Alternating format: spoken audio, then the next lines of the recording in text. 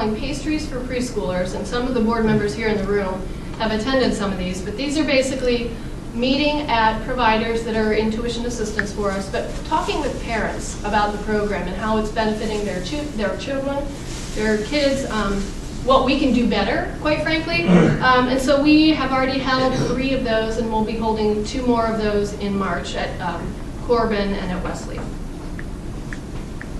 Quality improvement lessons learned, and these are a handful of the top lessons, but we've had a lot of lessons that we've learned in QI as well.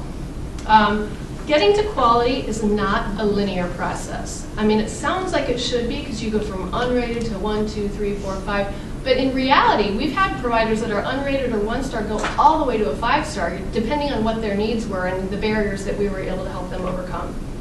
And as I mentioned before, it can take several years for providers to get to quality.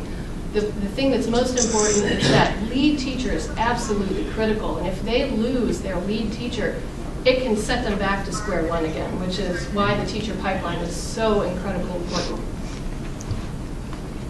And finally, we do have a constraint with getting community providers to quality when CPP can only provide support for preschool classrooms.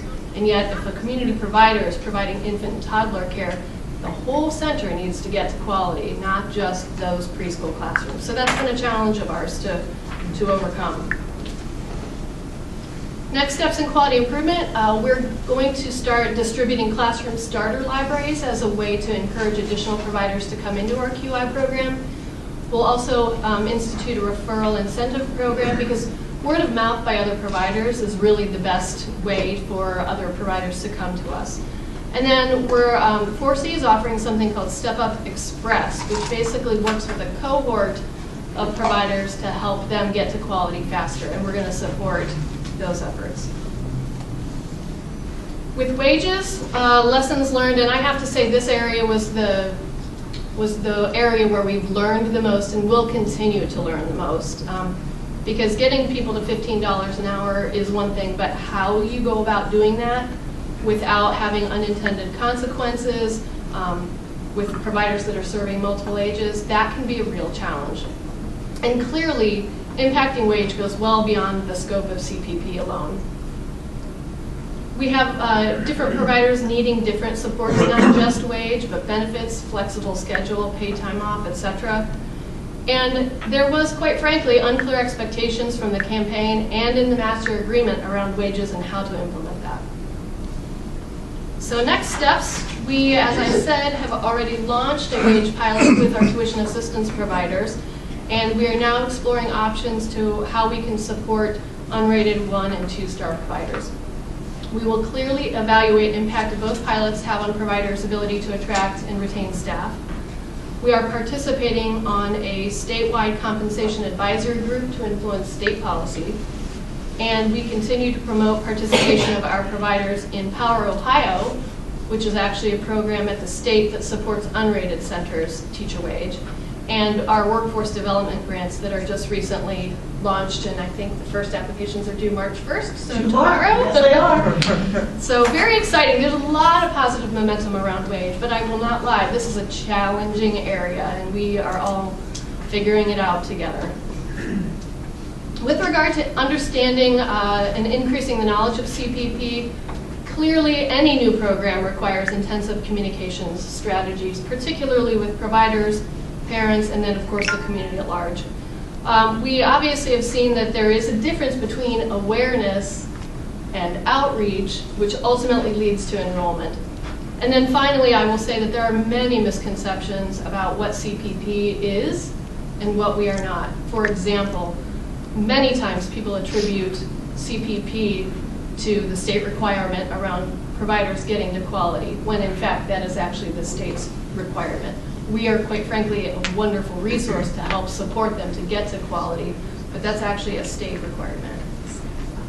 So with regard to next steps in understanding knowledge of CPP, we are developing a comprehensive community engagement strategy. We actually have a new community engagement manager who just joined us a little over a month ago, and so that's her first business. We are creating a CPP communications toolkit so that we can provide kind of a leadway with any of our key stakeholders. We're also creating a consistent script for CPP board, staff, and stakeholders, and continue to do presentations in the community such as this one. So around operations, lessons learned, as with any startup, things were projected one way, right? You've got an idea of how this should be organized and materialized, but adjustments to implementation actually need to continue to be made along the way and have been. This work is clearly under extreme scrutiny with varying beliefs and expectations on where staff should spend time. So I will not lie, this is not a stress-free position.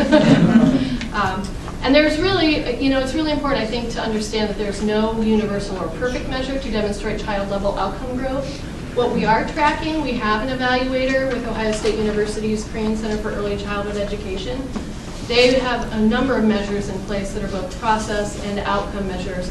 And we're also, as I mentioned, working with the district to track KRA data so that the students that were 4-year-olds in preschool last year that started kindergarten this year, we can see how they arrived at kindergarten and how they progress over time. Next steps with strengthening operations are to continue to focus our goals on the OGSM. That's why we have these very clear, explicit goals outlined with metrics behind them. Continue to build positive team culture and to develop and strengthen relationships. Of course, this reminds us why this work matters. We continue to capture stories of children and families who benefit from CPP, as well as providers that are making improvements in how they deliver high-quality services to give our kids a strong start and a strong future. So thank you for your support.